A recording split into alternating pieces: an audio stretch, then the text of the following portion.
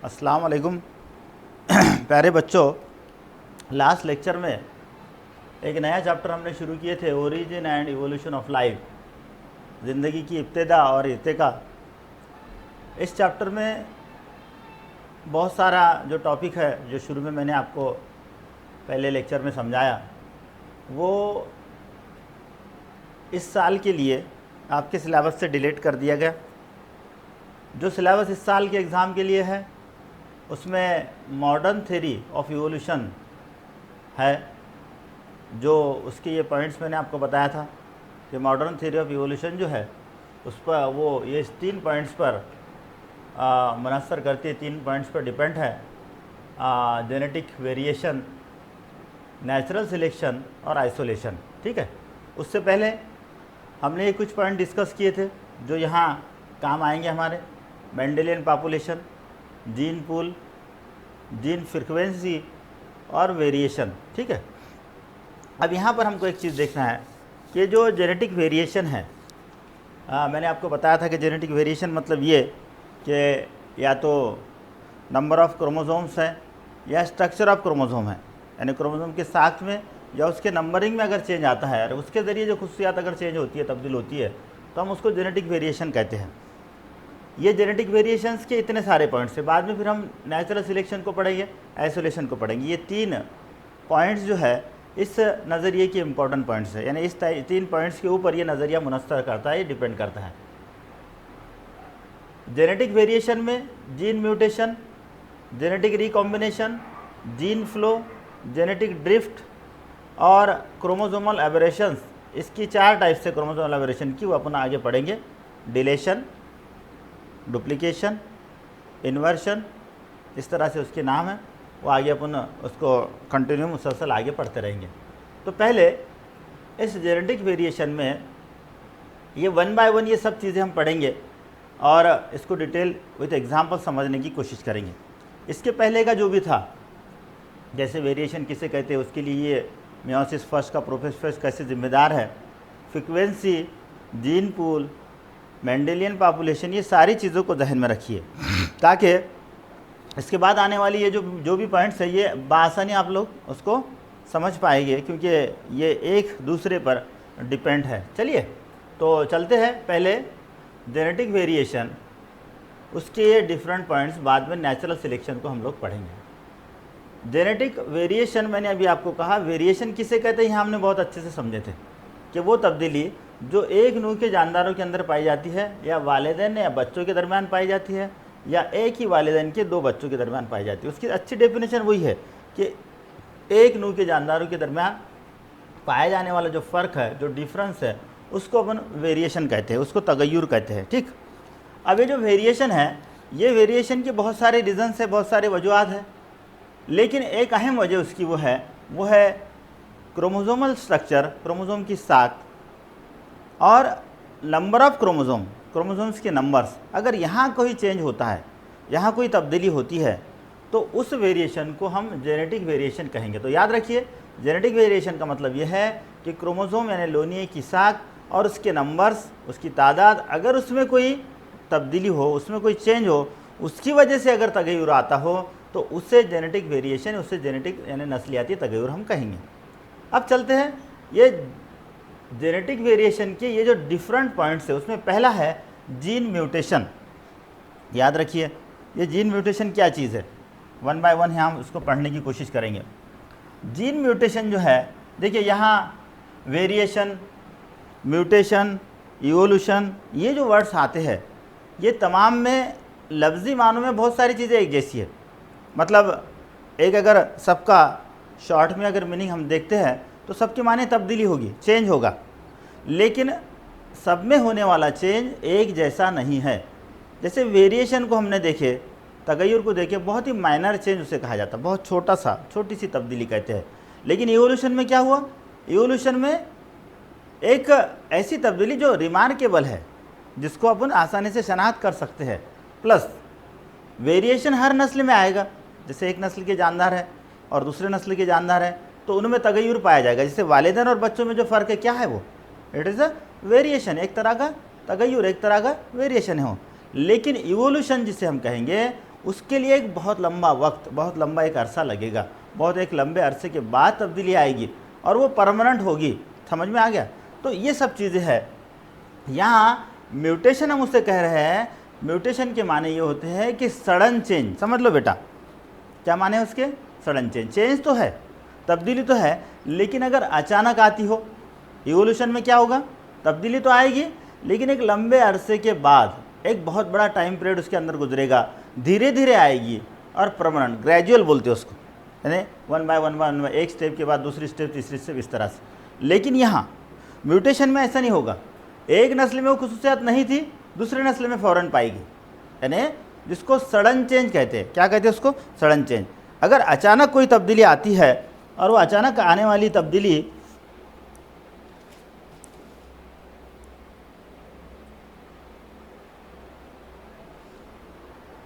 अगर वो जीन की वजह से हो, यानी क्रोमोसोमल स्ट्रक्चर की वजह से हो, अपने देखिए वेरिएशन क्या है, क्रोमोसोम का स्ट्रक्चर है या उसकी नंबरिंग है। अगर ये क्रोमोसोम के स्ट्रक्चर या उसकी मॉर्फोलॉजी हो, उसकी नोयत हो, उसके बुनियाद पर अगर आती हो और अगर अचानक तब्दीली हो, जैसे इस नस्ल में नहीं है लेकिन आने वाले नस्ल में वो अगर अचानक तब्दीली हमको दिखाई दे, अचानक तब्दीली अगर हमको दिखती है, तो हम उसको जीन म्यूटेशन कहते हैं। क्या कहते हैं उसको? Gene mutation.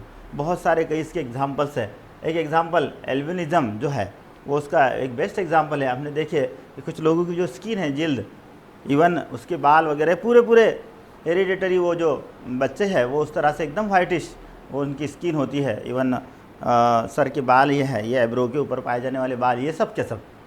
अब वो उनके वालिदैन एकदम नॉर्मल होते हैं, लेकिन ये कैरेक्टरिस्टिक्स, ये खुसूसियात उस बच्चे में अचानक आता है, अचानक तब्दीली होगी।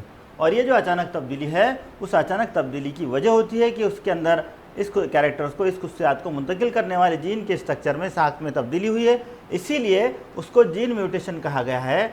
इन शॉर्ट में आपको ये याद रखना है कि जीन म्यूटेशन जो है, यानी नस्लियाती तब्दीली जो सडन आती है, अचानक आती है, वो जीन म्यूटेशन ये इस जेनेटिक वेरिएशन के लिए ज़िम्मेदार है। और जेनेटिक वेरिएशन ये जो है, तो ये मॉडर्न थ्योरी जो इवोल्यूशन को बताती है कि इर्तिका कैसे हुआ है, तो उसके लिए ये जिम्मेदार है, ऐसा इसका कहना है। यहाँ हमको एक लाइन में इसको ये याद रखना है कि जेनेटिक म्यूटेशन मतलब क्या? ऐसी तब्दीली जो जीन की वजह से हो रही है और अचानक हो रही है, बस इतना याद रखिए। अचानक तब्दीली म्यूटेशन, और जेनेटिक हम इसलिए कह रहे हैं कि क्योंकि ये नस्लियाती तौर पर मतलब क्रोमोसोम की साख्त या उसके नंबरिंग की वजह से होती है। चलिए, एक हो गया। दूसरा जेनेटिक रिकॉम्बिनेशन, इसको डिटेल में यहाँ मैंने मियोसिस में पढ़ाया था। देखिए यहाँ दो वर्ड्स है, रिकॉम्बिनेशन के माने होते हैं दोबारा तरतीब देना। जैसे ये क्रोमोसोम है, मैंने कहा था ये दूसरा क्रोमोसोम, ये क्रोमोसोम की जोड़ियाँ जब गैमेट्स बनेंगे, जब जवाज़े बनेंगे, नर और मादा जवाज़े, तब मैंने ये कहा था कि ये दोनों के ऊपर मौजूद जो जीन है, जैसे मैंने यहाँ आपको ये बहुत अच्छे से समझाया था, जैसे ABCDEFGH ये कैपिटल लेटर में है, इसकी मुतबादिल शक्ल यहाँ पर लिख रहा हूँ, ये स्मॉल लेटर में है।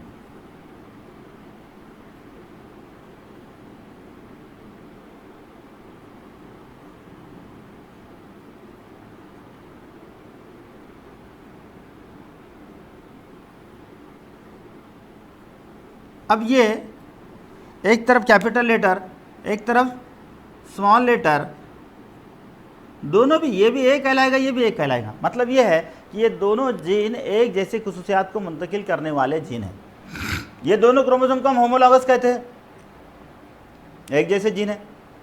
अब होता यह है कि मियोसिस कलवी तकसीम के प्रोफेज फर्स्ट के दौरान ये दोनों क्रोमोसोम आपस में जुड़ते हैं। इसको डिटेल मैंने समझाया, वहाँ पे आप डिटेल जाने की ज़रूरत नहीं है। ऐसे जुड़ने के बाद ये एक दूसरे के ये सिर होगा, जैसे ये ए बी इसने इसको दे दिया, ये इसने इसको दिया, इसकी वजह से ये हो जाएगा कि यहाँ स्मॉल ए स्मॉल बी आ जाएगा, यहाँ पर कैपिटल ए कैपिटल बी चला जाएगा, जिससे ये हुआ कि ये ए बी सी डी तो है लेकिन इसकी नोयत बदल गई। कैपिटल ए और स्मॉल ए दिखने में अलग अलग है, डिफरेंट है, और इस अमल को हम क्रॉसिंग ओवर कहते हैं। क्या कहते हैं इसको? Crossing over. डिटेल में मियोसिस कलवी तकसीम में इसको 11th क्लास में आप लोगों ने पढ़े, उस दिन मैंने इसको, यानी इसके पहले वाले लेक्चर में मुख्तसर इसको समझाने की कोशिश किया, ठीक है। तो अब ये जो तब्दीली हुई, ये तब्दीली यहाँ ये भी देखिए, क्रोमोसोम, इस क्रोमोसोम को देखिए, इसकी जो तरतीब थी ये तरतीब दोबारा दी गई, यानी ABCD तो है लेकिन ये स्मॉल आ गया, यहाँ भी ABCD है लेकिन यहाँ कैपिटल आ गया। तो इस दोबारा तरतीब देने के अमल को हम रिकॉम्बिनेशन कहते हैं। क्या कहते हैं बेटा इसको? रिकॉम्बिनेशन। और ये रिकॉम्बिनेशन अगर है तो इसके ज़रिए या इसके ज़रिए जब ये गैमेट्स में चले जाएंगे, दो क्रोमोसोम दो अलग अलग गैमेट्स में जाएंगे, तो इसके ज़रिए जो खुसूसियात मुंतकिल होगी, इसके ज़रिए जो कैरेक्टर्स ट्रांसफ़र होंगे, वो कैरेक्टर्स पहले के जानदार से कुछ अलग होंगे, थोड़ा सा चेंज होगा उसमें, और वो जो थोड़ा सा चेंज है उससे हम वेरिएशन कहते हैं। करेक्ट। अब ये वेरिएशन क्यों हुआ? क्योंकि यहाँ पर जेनेटिक रिकॉम्बिनेशन हुआ। तो मतलब ये हुआ कि नस्लियाती तौर पर जीन को दोबारा तरतीब देना, जेनेटिक रिकॉम्बिनेशन, और वो काय का सबब बनेगा? वेरिएशन का सबब बनेगा, वो जो है तगय्युर का सबब बनेगा। समझ में आ गया? यानी यहाँ पर जो है क्रॉसिंग ओवर के अमल के दौरान जीन को दोबारा तरतीब देना, ये जेनेटिक रिकॉम्बिनेशन कहलाता है। समझ में आ रहा है बेटा? चलिए, यानी यहाँ दो चीज़ों को हमने देखा। एक देखा हमने जीन म्यूटेशन, यानी जीन में आने वाली अचानक तब्दीली जिससे वेरिएशन आता है, जिससे तगय्युर पाया जाता है। दूसरा देखिए कि जीन को दोबारा तरतीब देना जिससे वेरिएशन आता है। तीसरी चीज़ जीन फ्लो। फ्लो के माने बहाव होता है। फ्लो के माने क्या होता है बेटा? बहाव, कोई चीज़ का एक जगह से दूसरी जगह चला जाना। अब हमने यहाँ पर कल मैंने यानी इसके पहले लेक्चर में आपको समझाया था कि मेंडेलियन पॉपुलेशन हम किसे कहते हैं? हम मेंडेलियन पॉपुलेशन उससे कहते हैं कि ऐसे जानदारों का ग्रुप जिनमें अमल तौलीद होती हो, जिनसे अमल तौलीद होती हो, वो जानदारों के ग्रुप को मेंडेलियन पॉपुलेशन कहा गया है। अब उस मेंडेलियन पॉपुलेशन में अगर मतलब क्या हुआ? दूसरी डेफिनेशन हमने देखे थे कि जीन पूल किसे कहते हैं? जीन पूल के मेंडेलियन पॉपुलेशन में जितने जानदार है उन सबके जीन की जमा, उसे अपने जीन पूल कहते हैं। अब इस जीन पूल के अंदर एक चीज़ अपने फ्रीक्वेंसी देखे थे कि कोई भी एक जीन है, वो जीन उस मेंडेलियन पॉपुलेशन में कितनी तादाद में है, उसकी कितनी फ्रीक्वेंसी मतलब उसकी कितनी शिद्दत वहाँ पे पाई जाती है। अब ये तीन चीज़ों को हमने देखा था। इस तीन चीज़ों में अब अगर वो फ्रीक्वेंसी मतलब अगर फॉर एग्जांपल कोई एक जीन है उस पॉपुलेशन में, उस आबादी में समझ लो एक 1000 टाइम्स रिपीट हुआ है, यानी हर नस्ल में वो कैरेक्टर्स को मुंतकिल करने वाला जीन 1000 टाइम्स 1000 वक्त अगर वो क्या हो रहा है? रिपीटेड हो रहा है। समझ में आ गया? अब ऐसे जीन्स वहाँ जो पाए जाएंगे, उसके अलावा अगर बाहर से कोई जीन वहाँ पे पाया जाता है, अगर कोई बाहर से जीन वहाँ आ जाता है तो उससे हम जीन फ्लो कहेंगे। इन शॉर्ट में उस पॉपुलेशन में, उस आबादी में अगर कोई नए जीन का इजाफा होता है, कोई नया जीन फ्लो करके आता है, कोई नया जीन बहाव करके आता है, कोई नए जीन की एंट्री होती है, तो it is called as gene flow. अब ये कैसे होगा? एग्जाम्पल की तरफ जो मेंडेलियन पॉपुलेशन है, उस आबादी के बाहर से कोई एक आधा जानदार वहाँ आ जाए, और वो जानदार अगर वहाँ आ जाता है और वो जो है इस पॉपुलेशन में मेंडेलियन पॉपुलेशन के एतबार से इंक्लूड होता है, यानी जिनसे अमल तौलीद के एतबार से इंक्लूड होता है, तो फिर क्या होगा? सिंपल सी चीज़ें, बहुत अलग यानी बहुत आसान बात होगी कि उसके वो जो जीन थे वो जीन यहाँ पर ऐड हो गए, ज़ायद जीन वहाँ पर मिल गए, यानी जो जीन पूल था वो जीन पूल में मज़ीद इजाफा हो गया, और वो जो मज़ीद इजाफा हुआ वो काय के ज़रिए हुआ? जीन पूल के ज़रिए। तो शॉर्ट में, मुख्तसर में इसको ये याद रखना है कि जो मेंडेलियन पॉपुलेशन है उसमें अगर कहीं से बाहर से कोई जीन आते हो, अगर कोई बाहर से जीन का वहाँ पे फ्लो होता हो, कहीं वो जहाज से बाहर से जीन से कहीं का बहाव होता है, उसी को जेनेटिक फ्लो कहा जाएगा। समझ में आ रहा है बेटा? यानी बहुत आसान बात है। अब जेनेटिक फ्लो अगर होगा, क्या होने वाला? बहुत सीधी चीज़ है। अब समझ लो जो जितने भी जीन थे, मैंने अभी बताया कि 1000 टाइम्स एक जीन की फ्रीक्वेंसी थी। अब वहाँ पे क्या हो गया कि बाहर से कोई एक जीन आ गया, 1001 हो गया, तो वो एक जीन अपनी अलग पहचान तो बताएगा, वो कैरेक्टर्स को जाहिर करेगा, और वो कैरेक्टर जाहिर करेगा, वो कैरेक्टर्स उस पॉपुलेशन में, उस आबादी में पहले से नहीं होगा, और वो नहीं होगा मतलब क्या है? वहाँ पर ये वेरिएशन होगा। एक बेस्ट एग्जांपल उसके हम देते हैं। फॉर एग्जांपल सब निग्रोज है, वो निग्रोज आपस में यानी वहाँ पे जो मेल है और फीमेल, औरतें और मर्द सभी निग्रो है, वो आपस में एक दूसरे से शादियाँ करते हैं, उनकी नस्लें चलती आ रही है। अब अचानक क्या हुआ? एक एल्बिनिज्म वाला यानी एक गोरा, या तो मेल या फीमेल, उनमें से कोई ये इस निग्रो के फैमिली के अंदर या शादी करके आया है या शादी करके जाती है। अब अगर ऐसा कोई आता है तो वो जो जीन है वहाँ एडिशन हो गए। अब उनके पॉपुलेशन में वो जो जीन का जो इजाफा हुआ वो बाहर से आया, यानी वो फ्लो हुआ, इसीलिए उसको जीन फ्लो कहा जाएगा। और उसके बाद की जो नस्लें हैं, उसके बाद के नस्लों में कुछ बच्चे यानी आने वाले नस्ल के कुछ जो बच्चे पैदा हो गए उसमें या तो निग्रो हो सकते हैं या फिर एल्बिनिन हो सकते हैं, यानी पहले तो पूरे टोटली निग्रो थे। अब ये जो नई बात वहाँ पे दिखाई दी उसको हम वेरिएशन कहेंगे, उसको तगयुर कहेंगे। और उसके लिए क्या रीज़न था, उसकी वजह क्या बनी, ये जीन फ्लो बना। चलिए आगे बढ़ते हैं। Next, genetic drift. ड्रिफ्ट के माने होते हैं कमी। बेटा याद रखो, ड्रिफ्ट किसे कहते हैं बेटा, कमी को कहते हैं, किसी चीज़ की कमी। अब यहाँ अगर कोई जीन की कमी हो जाए, अभी मैंने कहा जीन फ्लो में कि कहीं से जीन ज़ायद आ जाए, एक्स्ट्रा के जीन आ जाए। अब अगर जीन कम हो जाए, जेनेटिक ड्रिफ्ट होगा। और ज़्यादा होते हैं, कम होते हैं, जो भी कुछ होता है उसका असर कैरेक्टर्स पे होगा, खुसूसियात पे होगा। और इनडायरेक्टली डायरेक्टली वहाँ पर जेनेटिक वेरिएशन पाया जाएगा, नस्लियाती तगय्युर पाया जाएगा। और ये नस्लियाती तगय्युर के लिए ये जेनेटिक ड्रिफ्ट जो है, तो ये क्या होगा, जिम्मेदार होगा। मतलब क्या है, जीन फ्लो में हमने ये देखे कि कुछ जीन का जायद उस आबादी में आ जाना। जेनेटिक ड्रिफ्ट के माने क्या है कि उस आबादी से कुछ जीन का ख़त्म हो जाना, निकल जाना। ड्रिफ्ट के माने कमी हो जाना, डिलीट हो जाना। अब अगरचे एक एग्जाम्पल अगर दो, एग्जाम्पल से बहुत आसानी से समझ में आता है। कोई एक आबादी है जिसको अपन मेंडेलियन आबादी, देखो वही याद रखना है, रिप्रोडक्शन वाली आबादी याद रखना है। वो आबादी जिस जगह रहती है, जिस मकाम पर रहती है, वहाँ पर क्या हुआ, अचानक कोई ऐसा हादसा हुआ, नेचुरल डिजास्टर हुआ, कुदरती कोई तबाही हो गई। जैसे अर्थक्वेक होता है, बड़े पैमाने पर कहीं तूफ़ान आ जाता है, बाढ़ आ जाती है। अब उस मकाम पर अर्थक्वेक आ गया, जलजला आ गया, और उस जलजले में वहाँ रहने वाले जो मेंडेलियन पॉपुलेशन वाले जो जानदार थे, वो क्या हो गए, बड़े पैमाने पर ख़त्म हो गए, कुछ ही बच गए वहाँ पर। अब क्या हुआ, उनका जो जीन पूल था, उस जीन पूल के जीन, क्योंकि इतने सारे जानदारों का खात्मा होने से वो जीन पूल का जीन छोटा हो गया, उसमें के जीन की तादाद कम हो गई। और वो तादाद कम होना, इसी को हम जेनेटिक ड्रिफ्ट कहते हैं। क्या कहते हैं बेटा उसको, जेनेटिक ड्रिफ्ट। अब अगर यहाँ ये जीन कम हो रहे हैं, तो नए नस्ल में जो खुसूसियात मुंतकिल होगी वो वेरिएशन वाली होगी, तगय्युर वाली होगी, तब्दीली वाली होगी। और यही जो है जेनेटिक ड्रिफ्ट इस जेनेटिक वेरिएशन के लिए जिम्मेदार होगा, उसका सबब बनेगा। समझ में आ गया बेटा, एग्जाम्पल से बहुत अच्छे से आप इसको याद रख सकते हैं। जेनेटिक ड्रिफ्ट के माने क्रोमोसोम में जीन में आने वाली कमी। उसके बाद नेक्स्ट देखिए, क्रोमोसोमल एबरेशंस। क्रोमोसोमल एबरेशन उसे हम कहते हैं कि जो क्रोमोसोम से उसके साख्त में आने वाली तब्दीली। क्या होता है, उसके साख्त में आने वाली तब्दीली, उसका जो स्ट्रक्चर है क्रोमोसोम का, अगर वो बदल जाए तो क्या होगा, नए नस्ल के जो जानदार है उसमें क्या पाया जाएगा, जेनेटिक वेरिएशन पाया जाएगा। और ये क्रोमोसोमल एबरेशन जो है, ये क्रोमोसोमल एबरेशन उसके लिए जिम्मेदार होगा। इसकी जो टाइप्स है क्रोमोसोमल एबरेशन की, वो 4 टाइप्स है बेटा। ये 4 टाइप्स में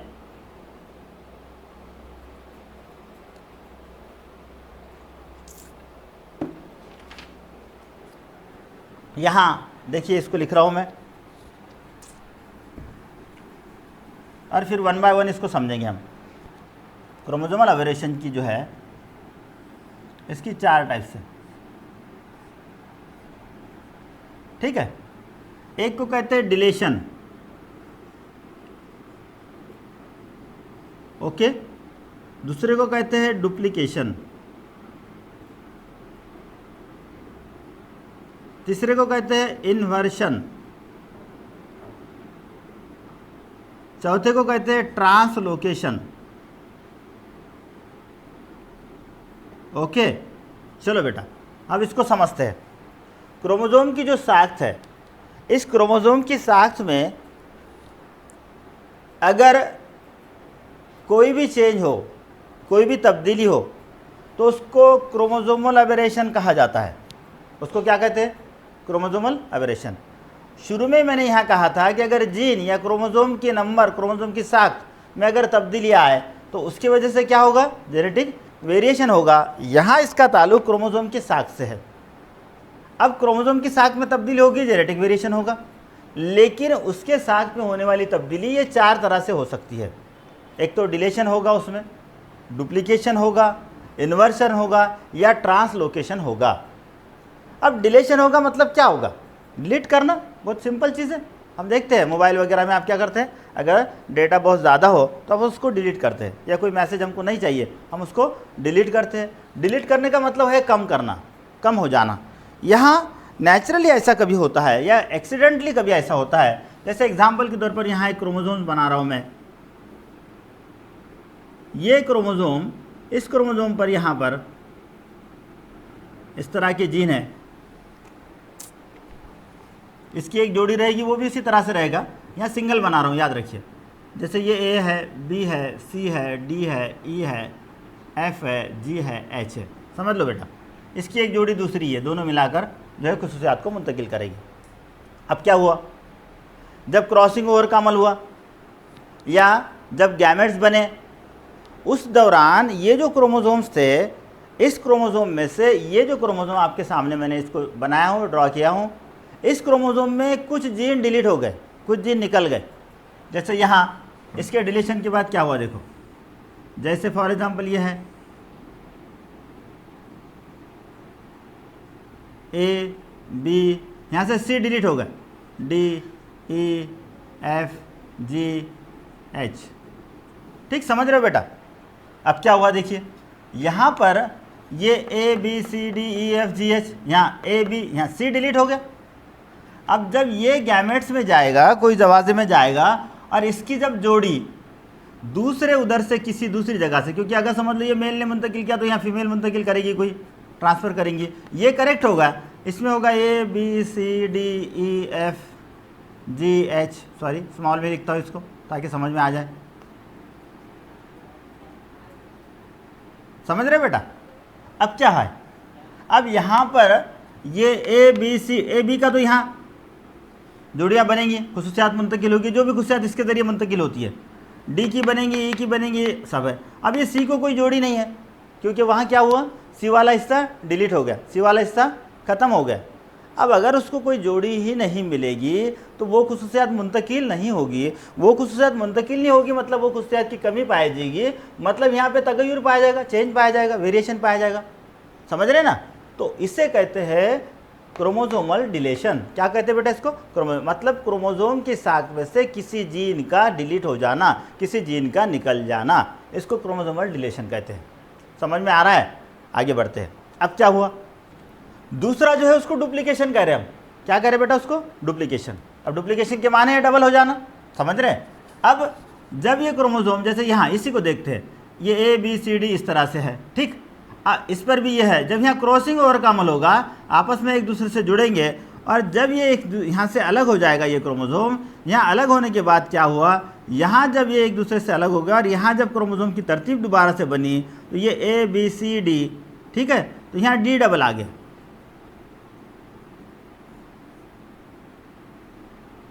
इस तरह से, ठीक है। अब यहाँ क्या हुआ देखिए, ये डी यहाँ था, ये डी यहाँ आ गया, मतलब 2 डी हो गए।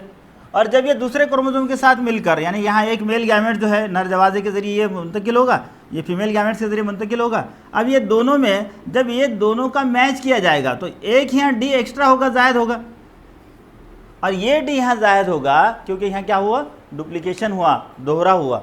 अब ये डुप्लीकेशन होने से क्या होने वाला, कहीं ना कहीं इसको कोई जोड़ी मिलेगी नहीं, कोई जायद खुसूसियात मुंतकिल होगी, ये वेरिएशन पाया जाएगा, जिसको हम तगय्युर कह रहे हैं, जेनेटिक वेरिएशन कह रहे हैं, ये हो गया। तीसरा इन्वर्शन कह रहे हैं हम। इन्वर्शन में क्या होगा देखिए, अब जैसे यही है, इसमें क्या हुआ कि ये समझ लो ये सब के सब इस तरह से जीन है, इस जीन में यहाँ पर जब अलग हो जाएंगे, 2 गैमेट्स में तब्दील हो गए। देखो यहाँ बना रहा हूँ, ध्यान दीजिए बेटा, ये बराबर है, ए वाला बी वाला बराबर है। अब यहाँ पर सी और डी उल्टा हो गया, उल्टी तरतीब में जुड़ गए, यानी डी पहले आ गया, सी बाद में आ गया, समझ रहे, इन्वर्स के माने उल्टा हो जाना, यानी ये जो हिस्सा है, ये सेगमेंट ऐसा उल्टा जुड़ गया।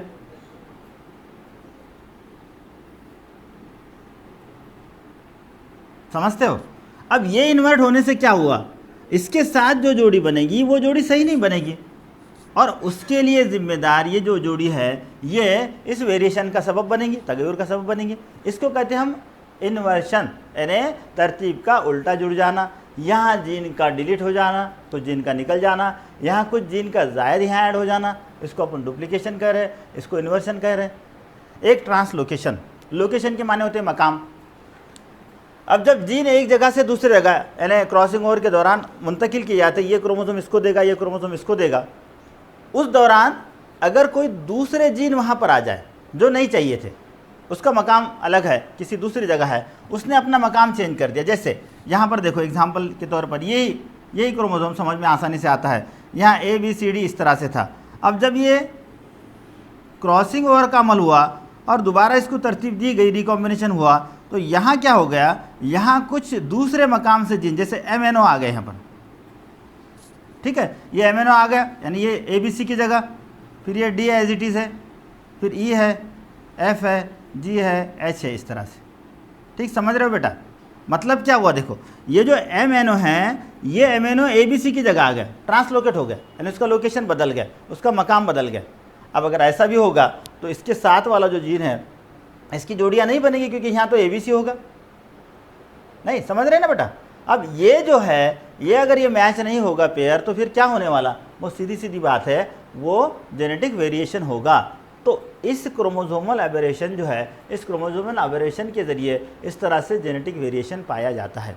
यानी यहाँ क्रोमोसोमल एबेरेशन की 4 टाइप से याद रखो: डिलेशन, डुप्लीकेशन, इन्वर्शन, ट्रांसलोकेशन। समझ रहे हो? बहुत आसानी से समझ में आ जाएंगे। जैसे यहाँ में ये इससे तो बहुत आसान, अब ऐसे बना सकते, ये जीन है, ये जीन में डिलेशन क्या होगा, इसका कोई हिस्सा डिलीट होगा, निकल गया। मैंने ये बीच का एक जीन यहाँ से निकाला था, यानी यहाँ पे क्या किए थे, C को निकाल दिए थे, समझ लो लास्ट वाला डिलीट हो गया। डुप्लीकेशन में क्या होगा, समझ लो ये जो जीन है ये इस तरह से घूम गया, यानी यहाँ C और D डबल आ गया। इन्वर्शन में क्या होगा, उल्टी तरतीब लग गई, यानी यहाँ जैसा ABCD था, CD DC हो गया। ट्रांसलोकेशन में दूसरे मकाम से कोई जीन आ गया। तो इस तरह से ये जो 4 इसकी टाइप्स है, जिसको अपन क्रोमोसोमल एबेरेशंस कहते हैं, ये चारों टाइप्स इस जेनेटिक वेरिएशन के लिए जिम्मेदार होंगे। समझ में आ गया बेटा? यानी यहाँ हमारा दूसरा पॉइंट जो है, जिसको अपन जेनेटिक वेरिएशन कह रहे हैं, ये जेनेटिक वेरिएशन हमारे समझ में आ जाए, जो मॉडर्न सिंथेटिक थ्योरी का पहला पॉइंट है। यानी 3 पॉइंट पे अब अपन उसको लेकर आ गए, एक जेनेटिक वेरिएशन, दूसरा नेचुरल सिलेक्शन, तीसरा आइसोलेशन। तो जेनेटिक वेरिएशन इसको 1 नंबर रहने दीजिए, समझ में आसानी हो जाएगी। तो जेनेटिक वेरिएशन में कैसे ये वेरिएशन आता है, इसके लिए कौन से फैक्टर जिम्मेदार है, ये 1 2 3 4 5, इसके फिर और 4 टाइप्स, ये सब के सब याद रखिए। यानी जो जानदारों में इर्तिका हुआ, जानदारों के अंदर जो इवोल्यूशन हुआ, उसके लिए जिम्मेदार इस थ्योरी ने 3 चीज़ों को बताया। एक जेनेटिक वेरिएशन को बताया, दूसरा नेचुरल सिलेक्शन को बताया, कुदरत के इंतखाब को बताया, और तीसरा आइसोलेशन को बताया, जिसको हम अलाइदगी कहते हैं। तो पहला पॉइंट जिसको अपने जेनेटिक वेरिएशन का है, ये जेनेटिक वेरिएशन जो है, तो ये हमारे समझ में आ गया, पूरी तरह से हमने समझे। इसको आप लोग या तो लिख लीजिए या इसका स्क्रीनशॉट ले लीजिए, बहुत आसान है बेटा, आप आसानी से इसको लिख सकते हो। नोट्स भी इंशाल्लाह इसकी डाल दूंगा मैं। चलिए आगे बढ़ते हैं। अब दूसरा पॉइंट देखिए, ये इसको नोट डाउन कर लिए, कोई प्रॉब्लम नहीं होगा इसमें इंशाल्लाह।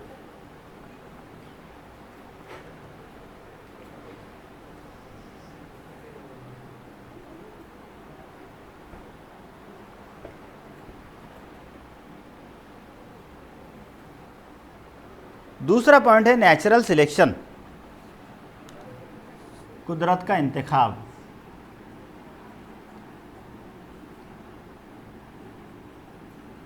ठीक है, चलिए बेटा, ये नेचुरल सिलेक्शन पढ़ने से पहले आप थोड़ा सा मुख्तसर में डार्विन के नज़रिए को पढ़िए। डार्विन अभी क्या कर रहा पता नहीं है नहीं शायद। चलिए, इस डार्विन के नज़रिए में आपको पता है 1859 में ये डार्विनिज़म आया था, डार्विन का नज़रिया आया था।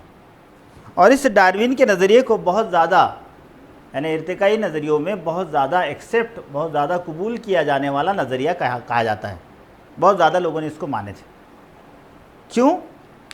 डार्विन ने जो कहा था, उस यानी उसका जो बुक है ओरिजिन ऑफ स्पीसीज़ या origin of new species by natural selection, उस बुक्स में उसने इस चीज़ को बताया कि जानदारों का इर्तिका कैसे होता है, नए जानदार कैसे वजूद में आते हैं। और वो डार्विन के नज़रिए के बताए हुए नुकात, पॉइंट्स, अगर हम उसको देखते हैं, उसको पढ़ते हैं, अभी तुम्हारे सिलेबस में वो नहीं है, लेकिन यहाँ नेचुरल सिलेक्शन समझने के लिए उसको मुख्तसर पढ़ लेंगे।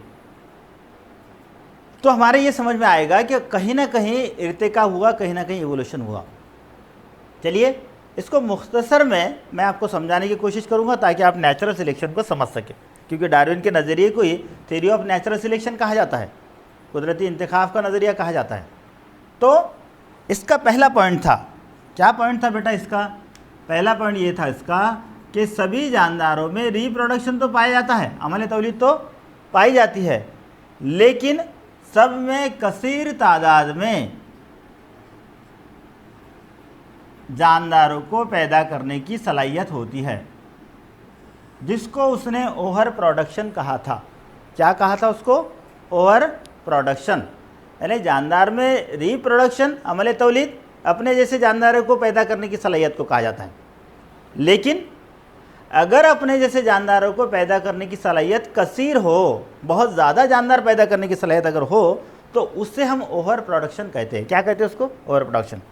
कई एग्जाम्पल्स है आज के दौर में, हम उसको बता सकते हैं। जैसे आपको पता है कि अपने अतराफ़ में एक प्लांट होता है, एक पौधा होता है जिसको पार्थेनियम कहते हैं। उसको आम जुबान में गाजर घास, कुछ लोग कांग्रेस, उसके वाइट फ्लावर होते हैं इसलिए उसको कांग्रेस ग्रास बोलते हैं। ये जो ग्रास है, ये जो घास है, वो पार्थेनियम में उसका अगर एक बीज आप बोते हो तो उस एक बीज से जब वो पौधा बड़ा होगा तो उसका जो फूल है, कंपोजिट फ्लावर है उसका, यानी एक साथ मिला हुआ, उस एक फ्लावर में, एक हेड बोल सकते हैं अपन उसको, उस एक हेड में, एक फूल में नियर अबाउट 100 सीड्स फॉर्म होते हैं, 100 सीड्स तैयार होते हैं, और एक पौधे को तकरीबन 100 बीज होते हैं। तो 100 फ्लावर 100 बीज मल्टीप्लाई कर लीजिए आप, जितने भी होते होंगे, यानी वो एक बीज से इतने सारे हो गए। अब दूसरे नस्ल में अगर उनको डालेंगे तो उतने गुना वो बढ़ जाएंगे। समझ में आ रहा है ना? इसी को कसीर पैदावार कहा गया। क्या कहा गया इसको? कसीर पैदावार, यानी कुछ ही अरसे में उनकी आबादी इतनी तेज़ी से फैलेगी, इतनी ज़्यादा हो जाएगी, जिसको अपन ओवर प्रोडक्शन कहते हैं। अब दिगर बहुत सारे दिगर हैवानात हैं जिनमें ओवर प्रोडक्शन पाया जाता है। जैसे एग्जाम्पल के तौर पर हम देखेंगे कि एक समंदरी मछली है, सैल्मन फिश, सलमान याद रख सकते हैं आप उसको। ये जो सैल्मन फिश है, ये सैल्मन फिश एक वक्त में मिलियंस ऑफ एग्स देती है, 2 से 3 मिलियंस, 2 मिलियंस कुछ जगह को ज़्यादा बताया गया। अब मिलियंस पकड़े, मिलियंस ऑफ एग्स।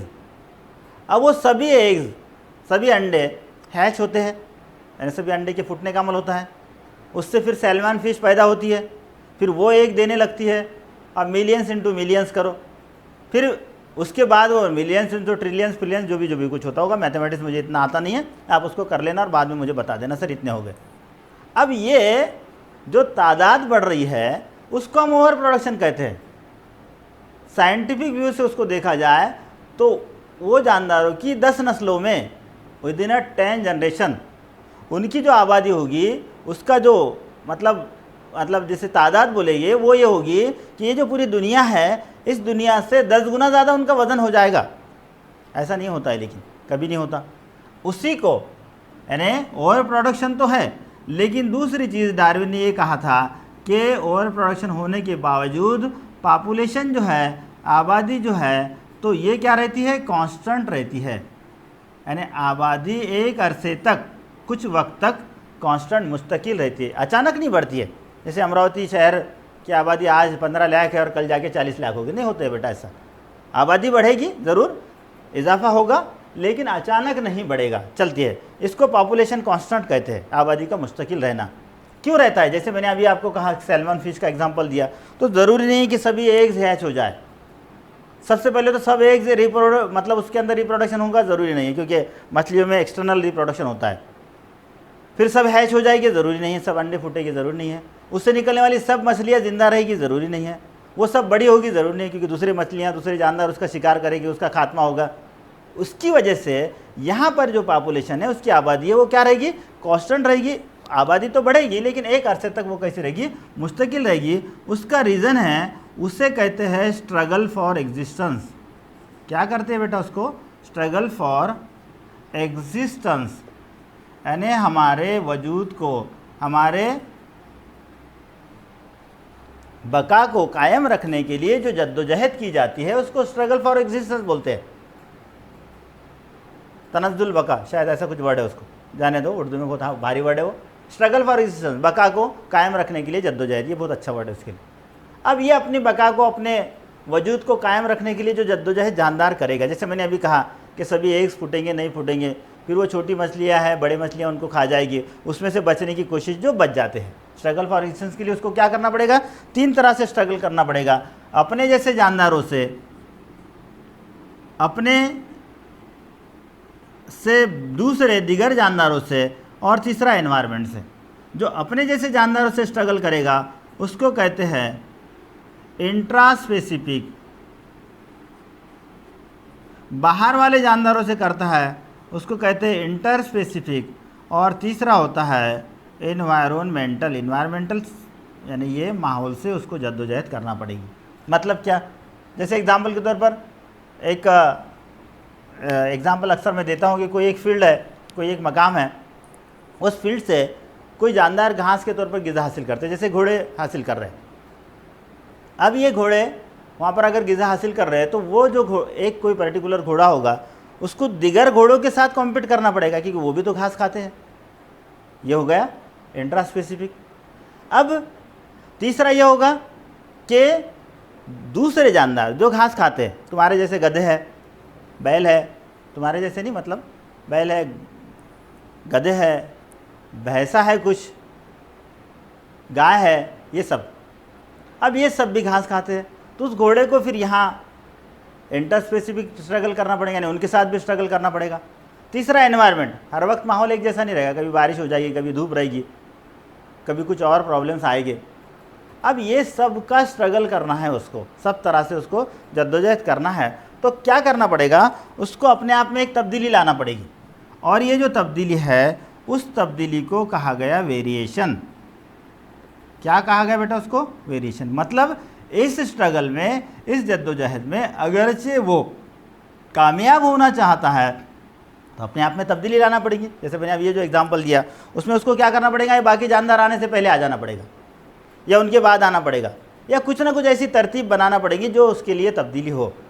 अब ये वेरिएशन जो आएगा उसमें, ये जो तब्दीली उसके अंदर आएगी, वो तब्दीली कैसी हो? फ़ायदेमंद हो, जिस माहौल में रहता है उसके एतबार से हो।